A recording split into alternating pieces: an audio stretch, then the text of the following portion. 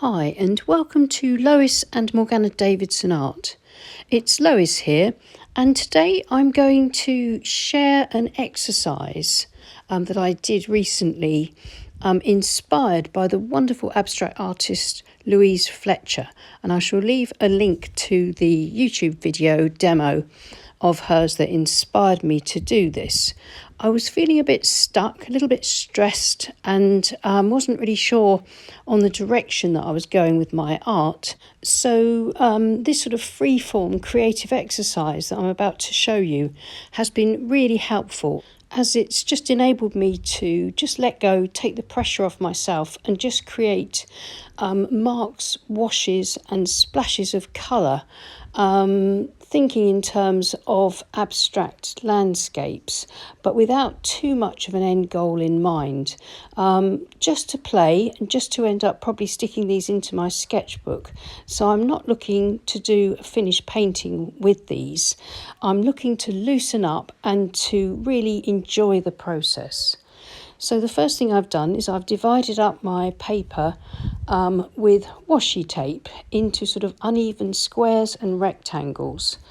It's a sheet of Saunders Waterford cold pressed paper. It's taped to my board, and my board's at an angle of about 45 degrees. So I should end up hopefully with a few interesting little panels here that might inspire a painting later on. So the first thing I'm doing is with an artist pit pen by Faber-Castell. It's a chisel tip nib, quite a wide nib. So I'm scratching some marks over and across the page, just randomly, just making marks on the paper, and then a water spray and spraying across the paper so there's some areas of wet page and areas of dry page. That should give me some soft and hard edges when I apply the paint. This is a mixture of indigo and Payne's grey, and there's a bit of burnt umber in there, and I'm using my 1.5 inch Princeton Aqua Elite Mottler brush just to apply it quite randomly, not worrying about the differentiation between each panel, just going through it, just making marks, having fun. Swap to sap green and adding in some burnt sienna as well. You can see that in places the paint is sort of blending with other colours. I've got soft edges where it's met sort of wet paper. There's dry brush where the brush has skipped over the texture of the paper. And I'm just really enjoying the process here. I'm not deliberately trying to create landscapes, but I am bearing in mind that if I keep fairly sort of shallow angles across the page, then I've probably got a better chance of things ending up sort of inspiring me and sort of having sort of a suggestion or a resemblance to a loose or abstract landscape. Now this is my palette knife, and I'm now dragging it through the paint and creating these wonderful marks, scratchy textures into the paint where the paint's very rich.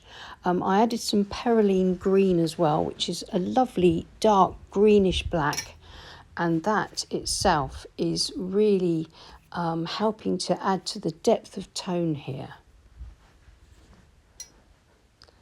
Stepping back every now and again and seeing if I need to do anything else. This is a 3/4 inch flat brush for some slightly smaller marks. I don't want to cover up all the white of the paper. I want to keep some sort of freshness and openness. Back to the palette knife. I can use the palette knife to smear on paint as well as to scrape it off. I'm really liking this process. It's so much fun. I'm enjoying it. I'm interested, I'm excited, I'm curious. And there's a lot here that I don't like the look of, but I've let go of that. That's not important to me. What's important to me is just to be expressing myself now, and of course experimenting.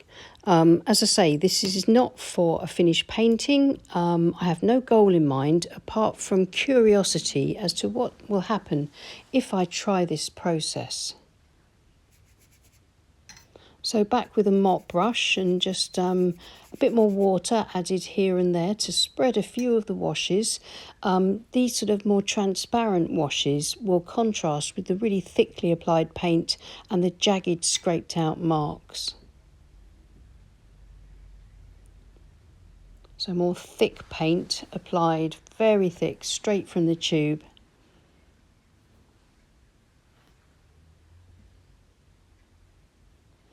And then some slightly more targeted, slightly more controlled marks where I see where I think I might need just a little bit more of a defined shape. But then back to the very rough, spontaneous brushwork again. The danger is that it becomes too contrived. At the moment, I just want it to be fresh and spontaneous. This is Indian ink, and I'm just spattering it across here and there without trying hard not to get too carried away, using a fan brush.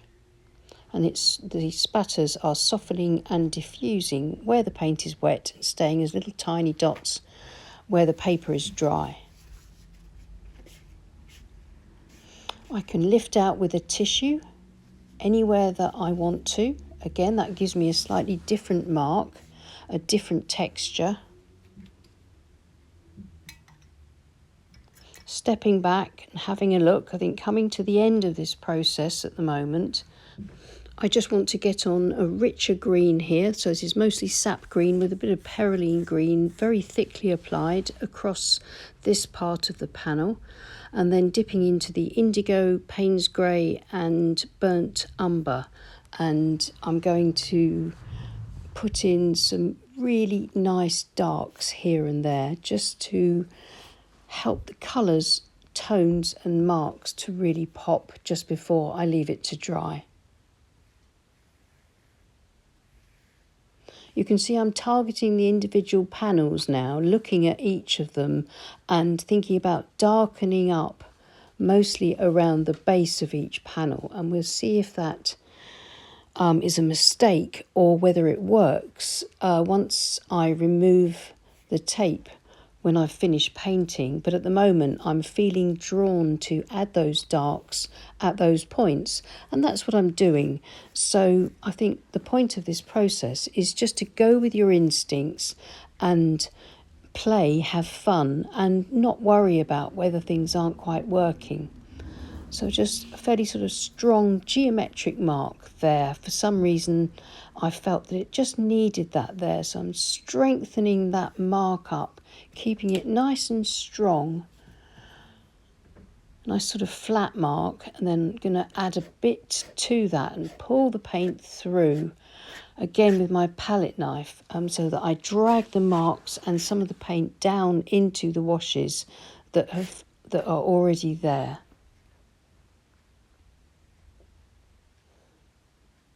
Stepping back again, having a look. I don't think there's much more I need to do, just a few more touches. And of course, this kind of exercise you can do on the back of an old painting or on any old scrap piece of paper. It doesn't have to be done on expensive watercolor paper. You can use your cheapest paper for this. Your experiments are going to be just as valid on whatever paper you choose, because we're not making this, we don't need it to be archival. We just want paper there to give us the chance to experiment freely and hopefully come across some marks and techniques that we really like, that we can take forward into our paintings to help to give expression to our own unique style.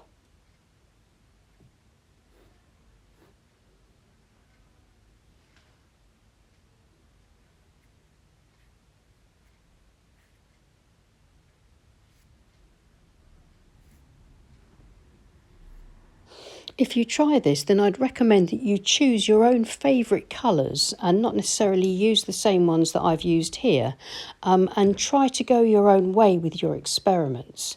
But the colours that I've used here are indigo, Payne's grey, burnt sienna, raw sienna, burnt umber, and perylene green and sap green.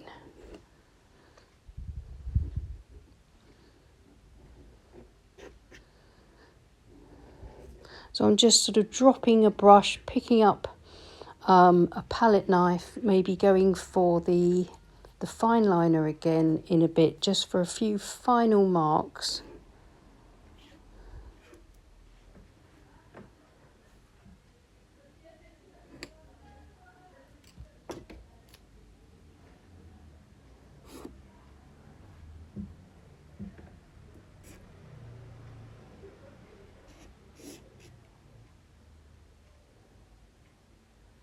Just trying not to be too careful.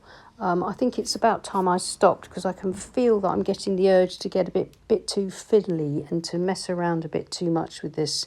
And the whole point is to try and keep it fresh. So I'm now going to leave it to dry completely.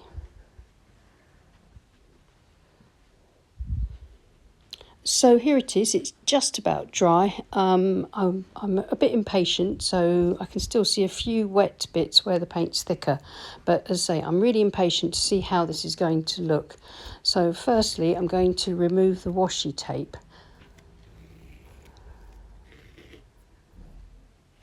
And just sort of revealing those nice white borders between each panel. The true effects will show once we take off the masking tape around the edge, but so far so good. Really liking the way each of these paintings is looking, or each of these little experiments. So now let's take off that masking tape.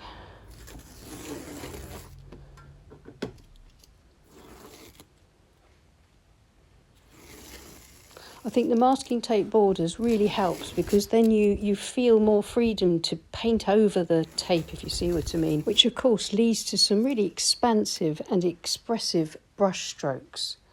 So here's the finished experiment. I've put it against a white board, and we can see more clearly each individual panel, and it's amazing how different they all look, although they've all been painted with the same paint and the same process and all at the same time.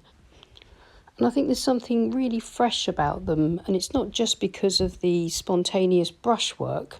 I think everything in the process, the brush strokes, the washes, the mark making, the fine liner, the scraping through with the palette knife, has all come together to create these really interesting abstract landscapes. I think the bottom right one is my favourite, because it really reminds me of the rolling downs near my home. They all do, but that's the one that I think I shall probably take further, and probably see if I can sort of work up a painting inspired by that. But then there's a lot of the marks that are in the other paintings. So if we look closely, you can see the way the paint sort of interacts with the paint that's next to it, where the dry brush shows the paper through or the paint underneath.